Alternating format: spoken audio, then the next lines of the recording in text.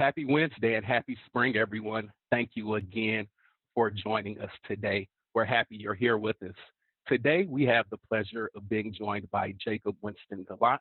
He has extensive experience as a brand manager and management consultant for many national brands. He served as an admissions director for Northwestern University, and now he serves as the Senior Associate Director of Career Management at Michigan State University. Jacob has a wealth of expertise in many degrees, so I know I'm personally super excited on what we'll hear from him today. Hello, Jacob. Thank you for joining us. And more importantly, thank you for joining us today on your birthday. Happy birthday. Thank you so much, Will. Really appreciate it, and really appreciate you all spending the time, and looking forward to chatting a bit here about Generation Z and attracting early talent. So kind of an agenda for today. Quick introduction. We'll define what actually early talent means. We'll talk about the current state of on-campus recruiting from that vantage point, and where Generation Z fits into that. Talk about some insights about what we know about Generation Z, and a key focal point on diversity recruiting. We'll talk about some best practices for recruiting folks and retaining them, as well as some resources, and then plenty of time for a Q&A for any questions that might arise as we're going through it. Quick introduction. Will was kind enough to take you through kind of my background. So originally went to Michigan State for undergrad, so kind of full circle. Worked in industry for a couple years, both as a management consultant, as a brand manager in consumer packaged goods and food and beverage, and then previously worked at Northwestern University at the Kellogg School of Management and the Medill School of Journalism, Media, Integrated Marketing, Communication, and then now I've been in my role here at Michigan State for about a year. So what do we mean by early talent? And what we'll refer to this group, for simplicity's sake, is just Generation Z, or Gen Z in abbreviated manner. And what we're really referring to is undergrad students that are graduating now, both in the lens of internships for the summers in between. We actually just finished the semester here at Michigan State, so folks are taking a few weeks breather and then starting their internships here at the end of May and in early June.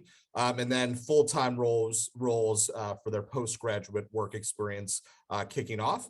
Also, I think it is a trend in higher education overall. There has been a proliferation of master's programs that culminate immediately upon graduation. So kind of this 5-year plus type model, generally for 1-year programs. Here at Michigan State, we have a fair amount of snap-on degrees. So we have students that are undergrad marketing majors that do a master's in market research immediately after, and they're dual enrolled between being an undergrad and a graduate student. We have a master's in accounting degree as well. So getting the additional hours in place to be able to sit for the CPA exam, and therefore achieving both a bachelor's and a master's degree in kind of this 5-year compact window. All those folks are included in this group, would categorize as early talent. And then I would say maybe a little bit more of a newer trend. Folks are going to MBA programs a little bit earlier than usual. When I was working at Northwestern Kellogg, it typically was 4 to 6 years of work experience, and now folks are applying earlier. Some of it, I think, is related to, essentially a lot of students had 2 years that were remote, and so I'm not sure that in some ways that was as fulfilling of an educational experience. So they know that they want to get a graduate degree, and specifically an MBA at some point. So the impetus to get that a little bit more quickly comes into play. But also, sometimes when people have unfulfilling jobs, and we do see sometimes in Gen Z that folks sometimes over-index in that, they are more likely to apply to graduate programs and get their MBA. There's also, on the graduate supply side, there's more programs that are accepting students earlier than they have in the past.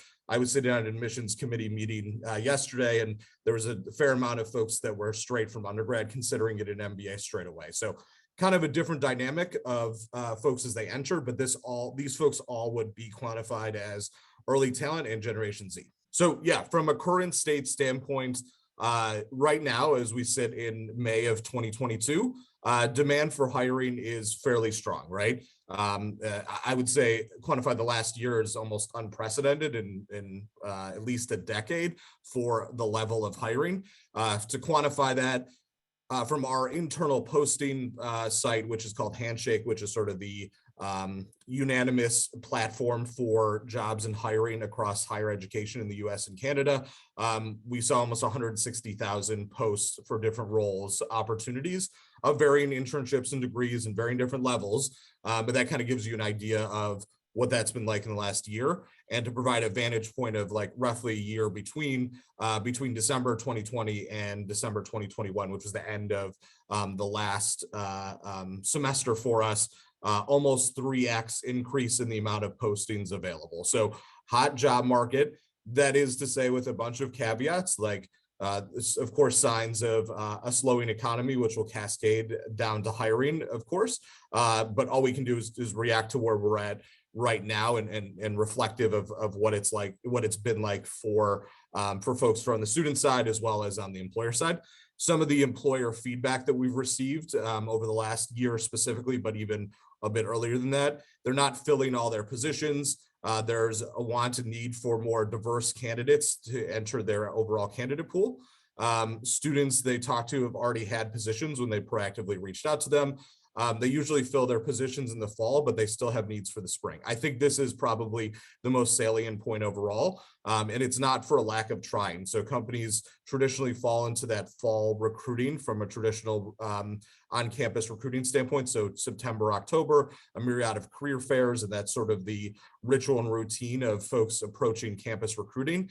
And now, instead of being able to fill those roles in November and December, they're regrouping again in January, and even now, honestly, folks that weren't able to fill roles and are looking to go through the university pipeline to do so.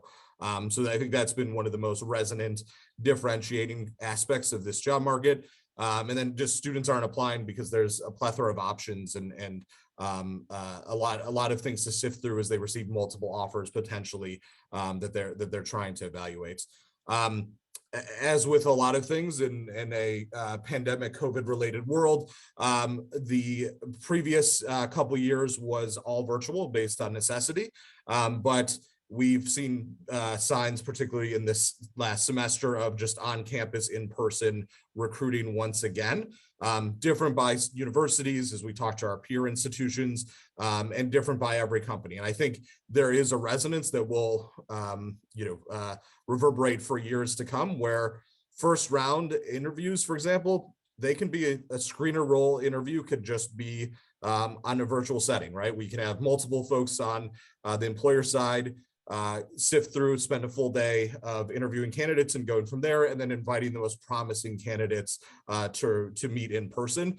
I think that trend will continue regardless of how comfortable folks feel, and if this university is facilitating folks being in person for recruiting. I think those aspects will resonate for years to come.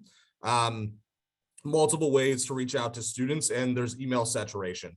As an anecdotal example, I see a lot of students that, and for somebody that I personally like to operate in a zero inbox mentality of just getting everything actioned upon or stored away. A lot of these folks have the 6-digit emails of how many unread emails they have, and they utilize the search functionality to look for specific emails they need. So just a different approach that I'm personally used to. I see a lot of students taking that tack. So when they're looking for jobs, they're searching for keywords like job, internship, full-time, et cetera, in their inbox versus necessarily reading everything. Of course, that's different person to person, but it's a little bit different of approach for this generation.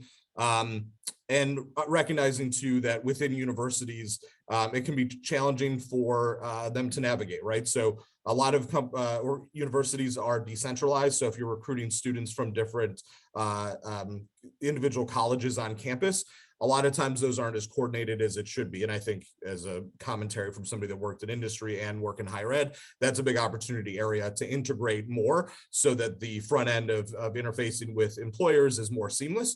But we are where we are today, and that's just the reality that it's a little bit challenging for the employers to navigate that aspect. And then just noting that this generation, Generation Z, is different than the millennial generation. I think that in sort of a informal pop culture lens, people talk about millennials as sort of a proxy for young people. The reality is the high end, the older millennials are in their 40s, and a vast majority of every other millennial is in their 30s, right? So these aren't the fresh-faced students that are coming out. It's actually Generation Z, and it's important to delineate the differences there. And as a general rule, in addressing Generation Z, we don't see as many companies that have gotten that right. And so obviously that's sort of the impetus for this discussion, and I think further discussions along the line. So what to know about Generation Z? So generally the time frame is born 1995 to 2012. That said, this isn't a hard, fast rule, right? I think on millennials too, there was always been discussion about that. People have said it's people that are born after 1980. There's some people that say it's 1982 because it's the graduating class of 2000 from high school. It's not super clear. Same thing with Generation Z. I was listening to a podcast yesterday, and they talked about Generation Z as starting in 1998 births. And I've even seen informally folks that were born after 9/11 sort of being the demarcation point. I think that's probably too late, but let's say general 1995, it's short as 2010, but generally 2012. Generation Alpha is sort of the next generation of folks born the 2012 and later, just as kind of a larger reference. And one of the source books from some of these slides is Gen Z at Work by David Stillman and Jonas Stillman. I have the bibliography at the end for reference if you're interested in learning more about it. 7 key traits that they prescribe to Generation Z. And we'll be talking about a few of them here. Sometimes that of course, welcome to read more about on your own in that book is FOMO. So the fear of missing out, that is what the acronym is for that. And sort of that mentality of being impulsive and making sure that you don't feel like you're missing out on what others are doing and enjoying. We economists, which is sort of the intersectionality with economics, with climate change and just cognizance of the environment and kind of that aspect is a passion point, and the students or this generation just being super driven, which I think resonates across a couple of these, and we'll talk about that here in a second. So first, this phygital. So phygital is obviously an amalgamation of a word of physical and digital. It means roughly for every physical element, there's a digital equivalent. I first came across this, there's a creative agency called Momentum out of St. Louis, and they were the ones in the early 2010s or teens, I don't know what we call that, the decade that we just had. They started to talk about this element. I think the perfect distillation in a lot of ways is if you're familiar with cryptocurrency as a concept of purchasing things with that type of currency versus you have real money, quote unquote, in your bank account, but it's digital and you never actually touch it, but it still serves a similar purpose. And so that as a sort of metaphor for there being no definitive line for Generation Z between the physical and digital. They all work together in coalition, and it's very seamless. So if, and this is distilled in this quote, if a company doesn't have a dynamic presence online, it doesn't exist, right? Both from an awareness standpoint, but also if you don't have that, it serves as sort of canary in the coal mine for the fact that you won't be in business for a long time because you're not resonating with consumers, right? And so that underscores a little bit more of an impetus to ensure that your online presence is seamless and really pronounced. So what does this actually mean in practice? Companies having an active social media presence. And I think in the past, having social media presence was sort of a checkbox. For this generation, it's like the front door to an organization, right?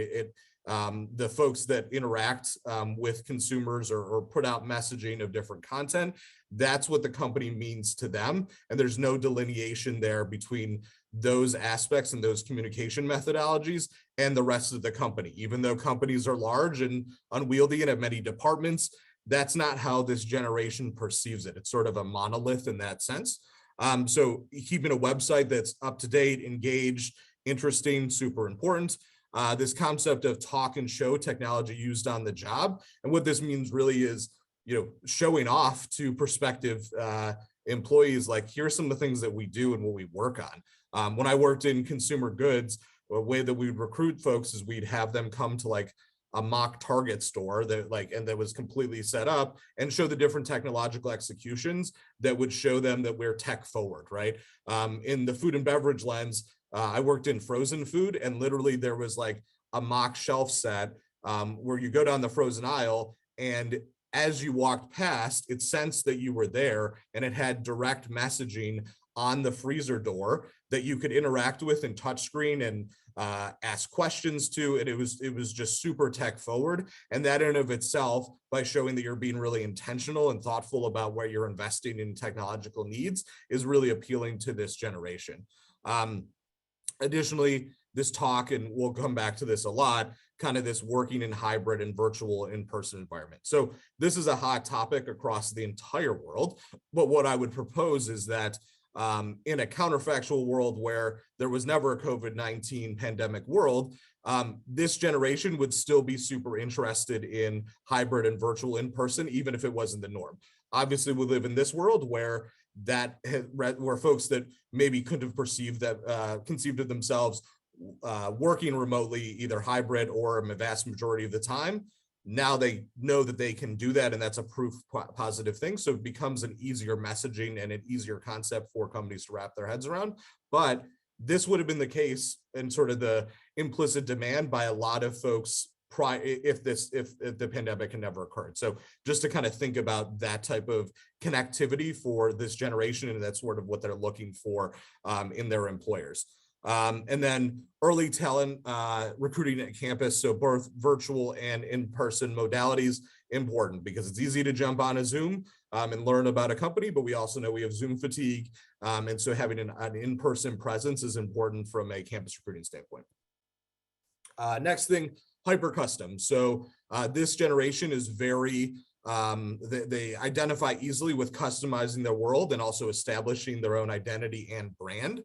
So think personalized playlist, having their social media handle where they're cultivating and curating content that has them interact with their friends, but also meeting complete strangers in a social sense, but also in a business sense, right? So you have folks that think of themselves as LinkedIn influencers and creating content there and developing a brand within the marketplace.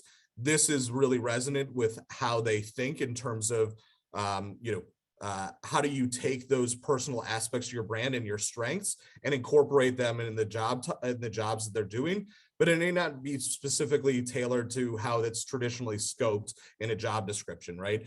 So for example, we hired somebody here, just anecdotally at Michigan State. She was hired for sort of an event planning role, but she had a communications undergrad degree and was really passionate about it. So in light of that and her interest, she creates the newsletters that are distributed by the dean. She leads the social media footprint for us, creating TikToks and things like that. As me as an older millennial could never conceptualize creating. For her, it's seamless and it's easy, and she does a fantastic job. So getting a chance to integrate some of her strengths and needs, that's what hopefully will keep her here longer than otherwise, by being cognizant of those strengths and really tapping into them. Also, this ERG, the Employee Resource Group, high level of interest there because it serves as a proxy of I'm doing my job, but this is also an additional aspect of the company that I feel like I can have an influence in, drive change, put my voice together forward, and kind of a key thing that folks look for when they're recruiting for specific companies, like what are my things out of work, even though these things are sponsored by work, that are able to help facilitate their interest in utilizing their skill sets in a formal company way. And then talking about multiple career paths. So and this has changed, I think, admittedly, over the last couple decades, but there's that traditional ladder approach of you go from one level to the next within probably the same function. That becomes more of the jungle gym, right? And specifically for this generation, that could be folks that start in accounting but move to marketing and move to HR and move to supply chain management, or whatever that looks like.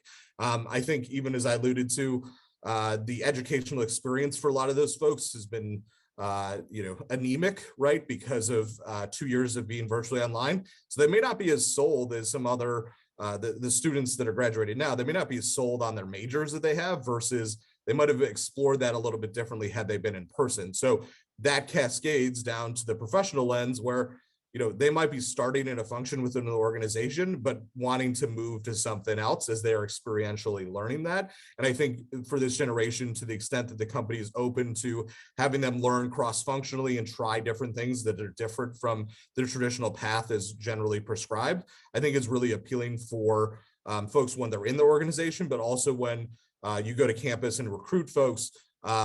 That differentiates you because you're being cognizant of how to put together a career pathway that might be tailored to their needs and customizable.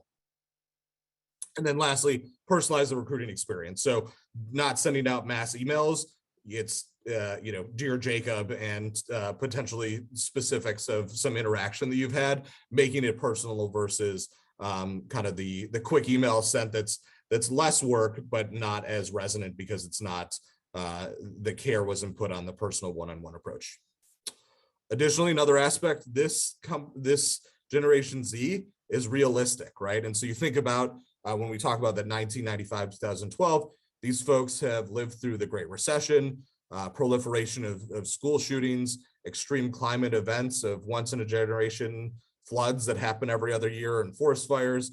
Of course, COVID-19 pandemic, significant social unrest. They are resilient and they've seen a lot, but it also shapes how they're approached. So from a pedagogical approach of classroom learning, it wasn't just, and again, enabled by some of the, by being remote in class, it was about experiential projects when they were in high school and like making, thinking of going through the experience of it, not just, hey, write this paper. It's writing a paper, putting a multimedia approach like you're a journalist and telling a story. That's the type of coursework that they are more familiar with.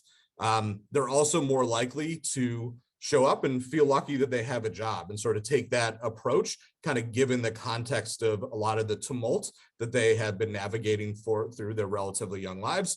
85% here is a stat that Gen Z appreciates more straightforward, constructive communication when you are providing feedback on them. So kind of sometimes the circuitous route or the sandwiching approach of the good news, bad news, good news, maybe not as resonant here. It's just tell me what I need to know in a respectful way, straightforward, and how to adjust to it. So I think that's salient for communicating with Gen Z folks. But what does this mean overall? So experiential projects, partnering with schools. We have several of our master's programs that are sponsored, have projects that are sponsored by companies where they bring a sincere problem they're having and they have the students work through utilizing their skill sets from that program to be able to solve problems. That's a big recruiting tool because they're familiar with your business and they think they feel like have some ownership in the success if they bring forward a cogent answer to the problem that's being presented.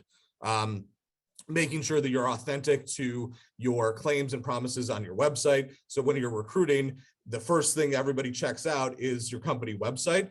And I know for me, anecdotally, I'm not checking when I'm working at Kraft Heinz, I'm not checking their website every 2 seconds. But if I'm going in to recruit, making sure that I'm really familiar with those items there, because that's the front consumer third party, a touch point, and making sure that I'm really familiar with the things that they could be asking questions about on there, because that's their main touch points.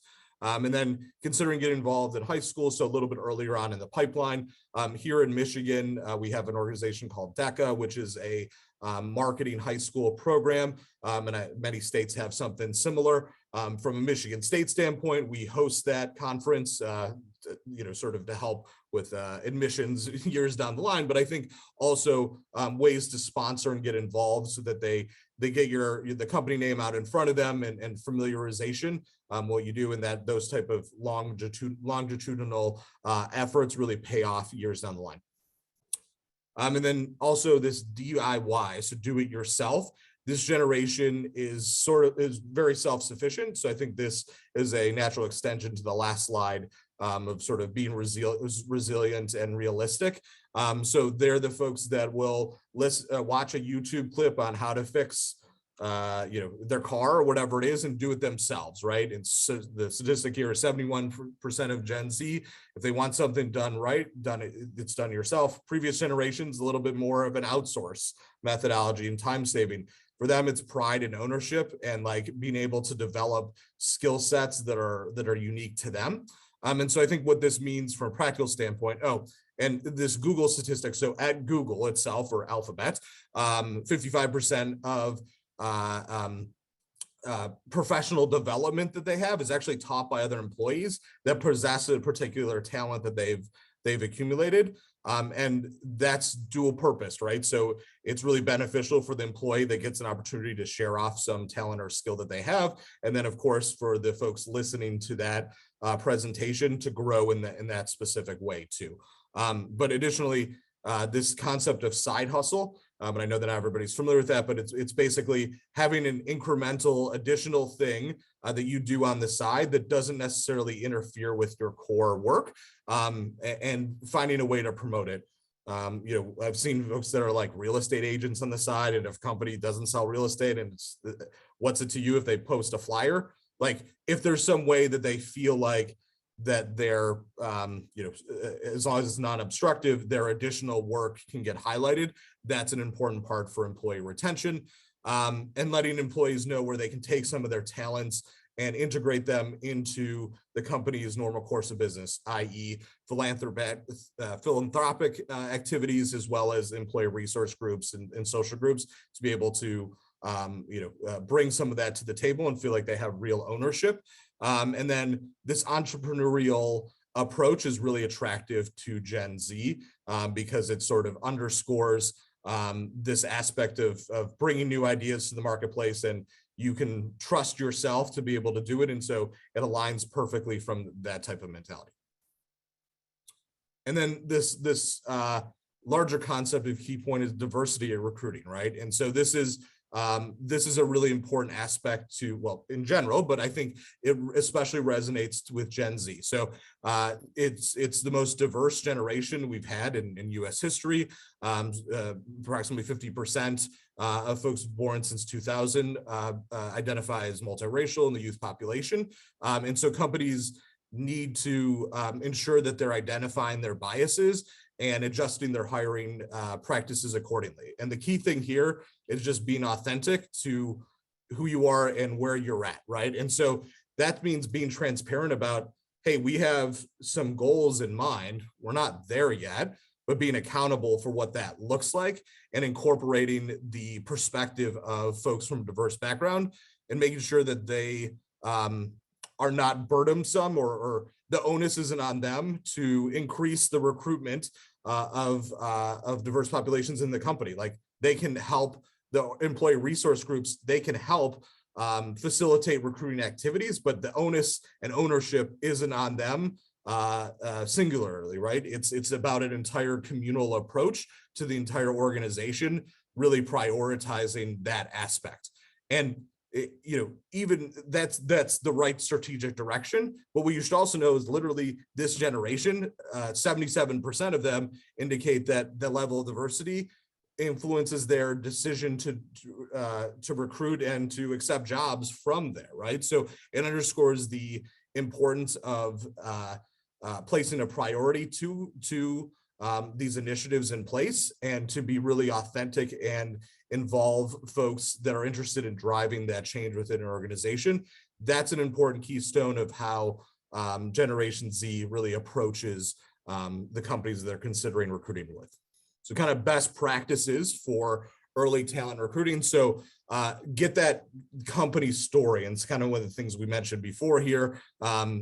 Your social media, aligning with your website, aligning with the folks that they meet at recruiting events, same consistent, authentic story all throughout. Everybody's on the same page. They understand what the organization does. They understand what the consumer is, if they're a customer facing B2B, B2C lens, making sure that all of those things are well known, and that from a recruiting lens, everybody's on the same page there, right? And so that specifically entails is bringing your best people. So identifying folks, if again, for on campus specifically, young alums that, especially if they recruited in the last couple of years and have been to the process, that really resonates with folks because they literally know that this person was me 2 years ago. That means something to them. And it shows, hey, they selected it and they're back here because they want to find more students. And this is a great place to work. And I know that because they're here and they're telling me about it. But also thinking about dynamic executives and managers that really move the needle and having that consistent approach throughout. That's not realistic at all times, right? We know that sometimes the recruiting efforts, we find key resources that can only devote a few days a year to recruiting. Totally get it. But to the extent that you can be strategic about what that looks like and for different events, always important. Having a singular point of contact, it's silly, but it's such a big thing. Like we see, there was a company last week that had 3 separate divisions hiring for different roles. And they didn't, it's just one of those decentralized, they didn't know the other ones existed, right? And so in this lens of Generation Z students just seeing a monolith, because you're trying to bring that consistent approach, they don't understand that, like, if I'm emailing one person, that they're not necessarily in an organization, they're not necessarily talking to these other people, and they may not know they exist depending on the size of the organization. So being really intentional and having a strategic approach of, this is the person that can be responsive to your communications at all times, that's the best approach for how to interact with folks. And I think to that lens too, keep the process moving, being transparent, and get back to students when you say you'll get back to them. There was sort of an alarming article in the Wall Street Journal last week about the concept of ghosting of people who accepted jobs and didn't show up for their first day. Right. And it was alarmingly high, like 15 to 20% in some industries. And basically the key driver when they interviewed folks was that, they didn't get back to me in a timely manner. Why do I owe them the same type of, corresponding communication cadence? Right. And that's alarming. And those are probably problematic folks to join an organization to not communicate and just not show up. But I think it does underscore this kind of mutual respect of, hey, I said I'm going to get back to you with a decision by the end of next week. Actually following through with that, and that builds a lot of credibility regardless of the outcome. And additionally too, like if things don't work out year to year for an internship with a specific student, you never know the longitudinal, like by the time they graduate, they might be a better fit because of skill sets they've gained. And so keeping overall favorable relationships with different students that could be of interest later on is always best practice. Customize the recruiting process. So sending personalized emails versus the mass email approach, like we talked about, and making sure that you're posting interesting and engaging content to company social media. And some of it's for them to consume, but it's also, it's for their peers to consume, right? They go to a company that your friend joins a company that you may not be super familiar with. The first thing they do is they go check out their social media and figure out a little bit more about them because it resonates with them. And it serves as an extension by you working there of you and your overall professional path, right? So kind of cascading impacts there. And then, continuing along that, and this is admittedly in the lens of specifically on-campus recruiting, but Michigan State is one example, but many of our colleagues, and we do a lot of professional organizations, so we're frequently interfacing with a lot of different universities, particularly in the Midwest here for Big Ten. There's a lot of Big Ten connections and AAU and things like that.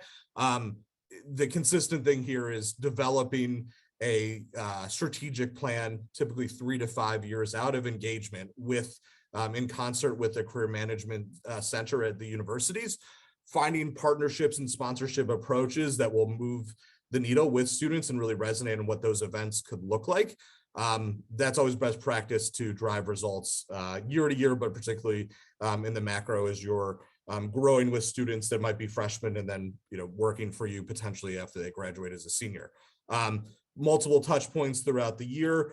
So being really strategic and intentional about what that looks like. So, and this is where the career services folks come in because they can tell you about date conflicts and they can tell you about things that really resonate with a specific set of folks that you're trying to recruit. And again, like this is the lens of here's how we're approaching folks that are freshmen and sophomores for internships, and here's juniors and seniors and how we're thinking about engaging with them.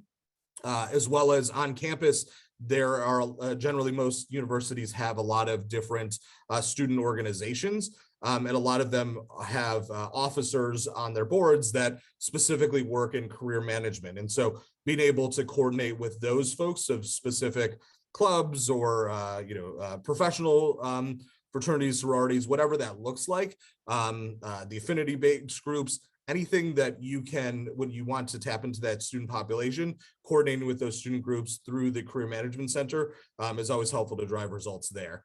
And just having kind of unique setup and ways to stand out.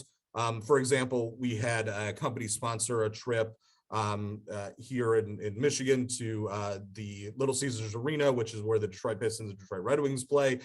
They had a bunch of the alums, young alums and more senior executives travel with students to get a tour of the facility. They went to a game, really well received, and like that company is really ingrained and received a ton of applications coming out of those experiences. So finding out ways to really stand out. Some examples here of happy hours and mini golf, networking events that are sincerely networking events versus elaborate PowerPoint presentations that serve as a Trojan horse for a networking event. Like ways to actually just meet people is always important there. Being open and honest about the organizations and the goals that you're looking to achieve within that. Staying connected throughout the entire time with high potential students. Maybe you're checking in once or twice a year to let continuing the conversation. And then some of these experiential projects or being creative in terms of micro internships or ways to try out students to see if they're the right fit for an organization, leadership academies and job shadowing opportunities. And that's the top line, obviously, a lot to cover in Gen Z. And of course, like individuals have different approaches to how they think about these type of things in recruiting, but those are some kind of overall trends. And here is Gen Z at work, the aforementioned by David and Jonas Stillman, and then also marketing to Gen Z from Reed Fromm as well served as reference points for this. So I know I covered a lot there, and I do see some aspects in the chat, so I'm going to stop sharing. And yeah, I'd love to answer any questions that I can about this aspect of really anything career management related from how to attract and retain young talent across the board. Thanks so much, Jacob. I know I personally learned a lot, and I'll be fielding questions from the chat for you. Thank you. I did see one participant or a few participants, they were interested in seeing the WSJ article on ghosting and employment. I did try to retrieve that link for folks, but I see that website requires a subscription.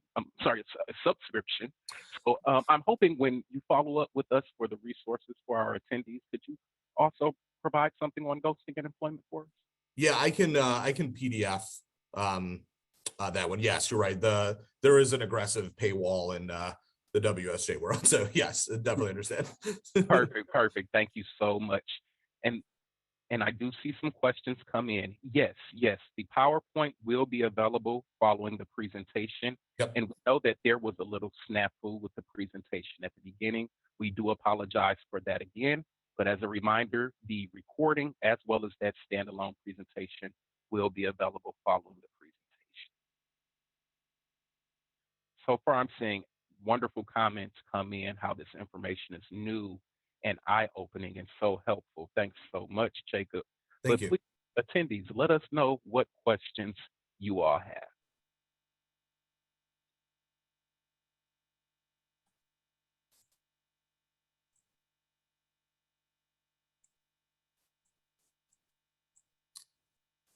And while we're waiting for questions to come in, Jacob, I had a question. Please. So, of course, we know that Gen Z is pretty much our newest graduating generation. Those are the new folks entering the workforce.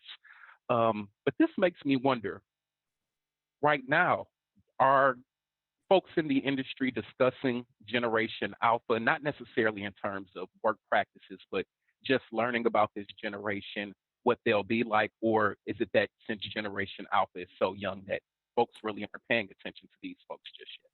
I think that's Yeah, unquestionably in the years to come, that will become a focal point. And I guess if you think about the shifting generations of millennials, for a long time were the focal point, and there probably was a webinar presentation about millennials similar to this, let's say a decade ago, and subsequently we'll have one about Generation Alpha and what that looks like. I don't know all that much about that generation, although I'm sure many of you have children that would fall into that. They have unique attributes there. I would suspect that the technological aspect becomes a little bit, it's just so pronounced to the point where it's so seamless, like that digital, like watching TikTok is just part of their daily lives, right? And they're not, we're a lot of us that are a little bit older, it's traditional linear television, like that's not even on the radar. Like watching things on YouTube, that is their television, right? And so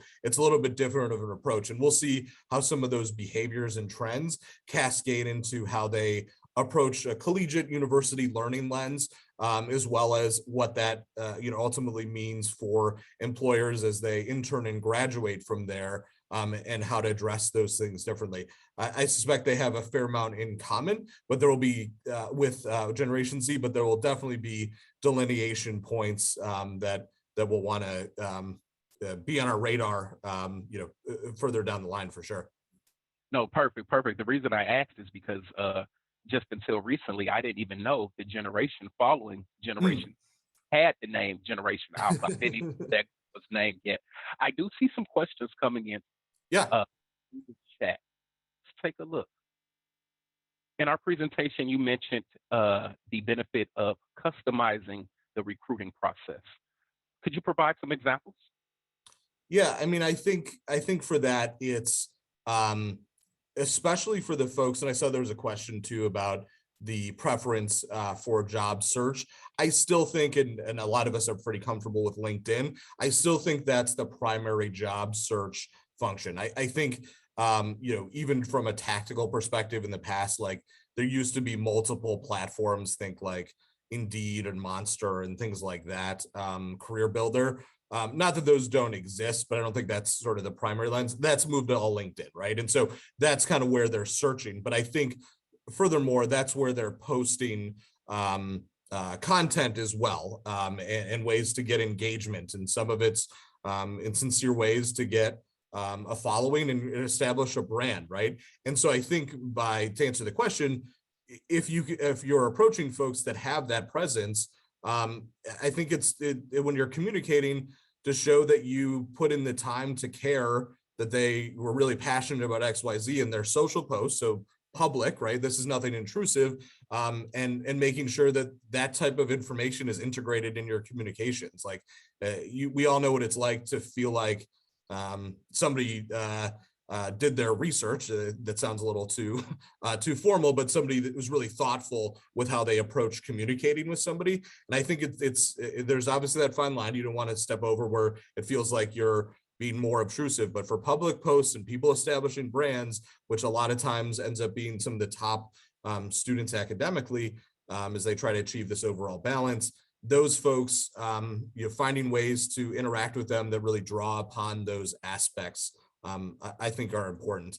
I think too, it could be from a tactical perspective, right? Like, and somebody had asked me before when I was training with them, like sort of what are specific benefits that Generation Z values, right? And so to that, we talked about the hybrid approach. Like that's a key thing, right? It's kind of what does that look like in person, the hybrid, et cetera. But from a technical perspective, like sometimes Gen Z cares about pet insurance, right? Like whatever, right? Like there's different drivers that occur. And so when you are putting together compensation packages proposals to folks, like if there's some latitude to select things that you feel like would resonate with somebody in their specific situation as you get to know them through 3-4 rounds of interviewing, like that intentional, like really approach that shows that you put thought into it as them as an individual. I think that type of stuff resonates, and it's small things, but like hearkening back to some previous conversation you had during an interview scenario that could ladder up to again, like a literal job offer that touches upon key things that would resonate with that person. I think people just appreciate that thoughtfulness being put into it. Perfect. Thank you. And actually, while you were giving your remarks on the question I presented, you actually answered another question Oh, that okay, right on. through our chat.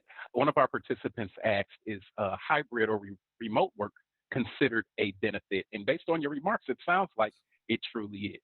It is, and I think it's tough because everybody was remote for so long, and now a lot of so then it becomes sort of that's the table stakes in some regard. But you are seeing companies, including even tech companies, that are asking people to return to the office full time, right? And so if they're coming from some of these younger employees that have worked at a place where that was not the case, that becomes a point of differentiation in the flexibility there and kind of the ability to be able to live wherever you want, and still be able to have that job. And we were talking actually before we jumped on about time zones and things like that. Like if I know a lot of folks are located on the East, the traditional offices are located on the East Coast, but if you're a West Coast employee, are you working East Coast hours, which might be attractive or not attractive, or is it West Coast hours? And like, how does that work? Like, those are small nuances, and maybe they're too granular, or commitment to that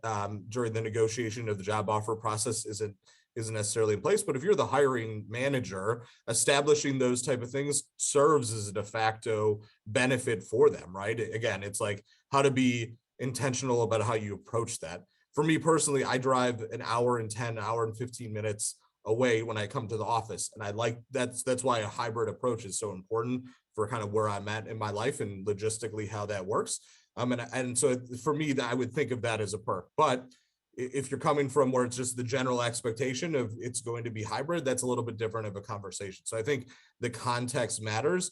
Either way, when you're offering something, making sure that you're underscoring that this is a benefit, and maybe the company and organization didn't operate that way pre-COVID, but as a result of that, you've really reevaluated how you approach work modality and what that's like, and wanting to be flexible and working with that individual to whatever makes sense in that life. The baseline is that you get your job done, right? You get your work done, but like how important is and when do you need to be there in person, and what that looks like. So I think calculating that on a strategic level, but then giving latitude and individuals to be able to select as the hiring manager with the people they're hiring, being able to fix specific arrangements for them. I think that serves as a benefit in of itself.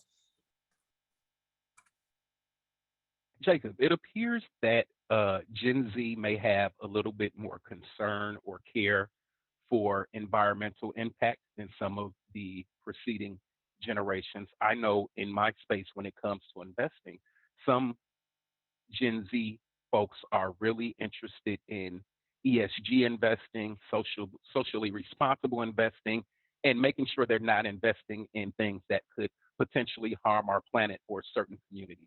Yep. So I see one question come up in regards to the environment and swag items. For Gen Z at career fairs, I've heard that low carbon footprint items are more well received. Is there any truth to that? Any suggestions? Yeah, I think as a general comment, I think that's right. Of course, individuals will vary the priority that they place on that, but I think as a general rule, I think that's pretty spot on as an imperative or a driving force with how somebody perceives an organization and how likely they feel like the values or priorities of the organization aligns with their personal beliefs. And so at the end of the day, we're looking and recruiting to find a fit both ways, right? For somebody that fits within our organization and the student that wants to make sure that they fit with sort of the values and priorities. And so having things like that could help resonate or in the decision-making process where they're deciding between a couple of different companies, ones that they feel like their values align well, that could become the point of differentiation and be the reason that they select you. I think also like being able to communicate that in the course of recruiting, but also as we talked about social media presence, like that being a way to describe the organization in different ways by creating content, like making sure you're talking about that, but not talking about it to talk about its sake, but being authentic about it and being able to ensure that people will understand that it's authentic and not a talking point. And so being strategic about what that communication approach is, both from the external facing social media website, as well as the recruiting aspect and being able to highlight things that matter. And that is a good example of things that could resonate with folks that really care about those issues. Perfect. Thank you. I see one of our participants utilizes Handshake, but they said that they get very few applicants to apply to postings on Handshake. Would you happen to have any suggestions there? Yeah, and it's a great point. Handshake, as I mentioned, is kind of the de facto platform. Everyone uses it. That said, it does have limitations, and I could probably create a webinar on some of my personal quibbles with it. That said, I think that posting something on Handshake that's the bare minimum. I think that if you are working with the school and requesting resume books for the student populations or programs that you're interested in recruiting or a specific major, and then you're reaching out to them proactively, sending an individual email that's, hey, Jacob, like, have you thought about Sentinel? Like, and here's more about us. Here's our posting. Would love to see you apply. Like, that always gets more resonance because you're no longer just a line item when they're searching. You're actually a real opportunity that they feel like you proactively reached out. So I think that in of itself of just posting isn't sufficient. It's the actual engagement and outreach there. Or you're having an event on campus, personally send an email through Handshake or through their email address that they provided on their resume that you'd love to see them at XYZ networking event on Wednesday at 6 o'clock or whatever, right? Like, that's the way to ensure that your posting actually that stands out. Totally fair. As I mentioned, how many postings there's a lot of clutter there, but anything you can do to cut through that clutter and resonate always is best practice. Thank you. Yeah, And absolutely. I see we have about a little bit over 5 minutes, so we may have time for one or two questions, but Jacob, if you don't mind, could I insert my little infomercial? Please go ahead. Perfect. Just as a reminder, everyone, similarly to this presentation, as Angel mentioned earlier, we at Sentinel are really dedicated to providing educational resources to our plan sponsors, our external communities, and our clients. So as a reminder, our 2022 annual virtual educational exchange will be on June 9th and 10th. Angel did post the information for that in the chat, but I also wanted to post that one more time in the chat for you. We hope to see you at the educational exchange. Just like this session, we'll have a variety of excellent speakers who will talk to us about many pertinent topics that are going on today. So we hope to see you. I appreciate that, Jacob. Thank you. Absolutely. I see another question. When thinking about recruiting Generation Z or the things they care about, how does pay versus flexible work week versus learning opportunities get considered?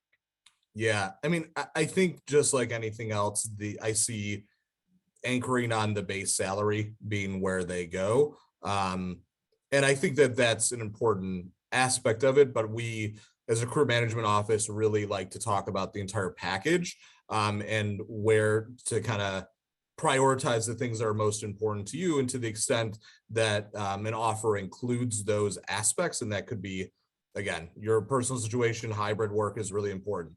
Maybe it's, for an experienced hire, it's being available for a promotion within X period of time. Like that could be a driver for somebody versus something that's not as important as they're considering their offer. So I think people will lead with the base salary. And again, that's I would expect on some level that becomes a point of negotiation like you see anywhere else. It's also the thing where, while salary transparency is not absolute, of course, like there's initiatives within New York, for example, that's requiring by the end of the year that every posting provides a salary range, and you'll see other cities and states that mandate that as well. So then it becomes like the anchoring point and the point of being able to negotiate based upon anchoring you within that knowledge set that didn't really exist before. Then it becomes a point of discussion when you're negotiating, right? And I know you all know this, but like we do encourage students to negotiate their offers. And so you knowing that and kind of the machinations you go back and forth with is important. We tell them to negotiate in a lot of ways because we understand that once they're in the job, they're going to be negotiating with third parties and customers and vendors. And like, you need to be able to exemplify that you can negotiate even in a meta sense, right? So like, if you just accept the job, and there's some students that are like, oh, I just went through X round of interviews, I want to just accept, this is the great fit, great. But like, it's important to show proficiency in negotiating because you'll be negotiating on behalf of the organization. So whatever that looks like, and the base salary becomes the first thing they talk about. And with more information, then it becomes something that they have some real data behind to be able to go for. But again, like, I think putting together the personalized approach of the way that you think benefits would really resonate with them. And again, everybody has different drivers, and in negotiations, they'll tell you, here's the most important thing that matters, right? And we always tell them to focus on the subset of things that are most important to you that will help you drive the decision, not like line by line item. I'm going to go through this offer sheet and try to push back or negotiate because they saw some movie or TV show where that was successful. Like, if you're doing the point where you're going to be back and forth negotiating every line item, that's probably not a fit either way. So like, let's take that out of the equation, and let's think about what's a mutual win-win with the package, right? And I know you all, again, like, you understand that aspect happens, and so you put together an offer knowing that there'll be some back and forth, and just thinking strategically about how they think about it and how they're interfacing with us about it, I think is important context to kind of consider. Wow, Jacob, I hate that we're at the end of our hour already. I know we all wish that we could keep you longer. You had a lot of great insight, and I really learned a lot. So thank you again Thank for you. joining and speaking with us today. With our last few moments, I wanted to see, did you have any last remarks or anything else that you'd like to share with our attendees? Nothing specific. The only I'll mention real quick, because I saw one question about the high school aspect. So Gen Z, we say go to 2010 to 2012. So the folks that are entering college right now for the fall will be born in 2004 generally. So this is still kind of that lens for the next 6, 8, 10 years that will still be Gen Z. So just kind of from a terminology standpoint. So some of these high school programs do make sense with this generation, kind of keeping that in mind. But yeah, really appreciative of your all's time. Thank you for the interest and engagement. I'll send along the deck, and I'll get that WSJ article PDF for folks that want to check that out. But couldn't be more appreciative, and thank you so much. Thank you so much again, Jacob, for joining us. We learned a lot. We appreciate those resources that you'll get over later for us to send out to our attendees. You have a good rest of the week. And to our attendees, thank you again for joining our presentation today. We really hope that you found this valuable. As a reminder, our annual educational exchange is coming up in June. That information has been posted in the chat. We hope to see you. And additionally, this presentation recording, as well as the slide deck and some information about ghosting in employment, will be made available very soon. Thank you again for joining. I hope you all enjoy the rest of your week. Happy spring, and let's look forward to a nice, warm, and safe summer. Thanks, and have a great day.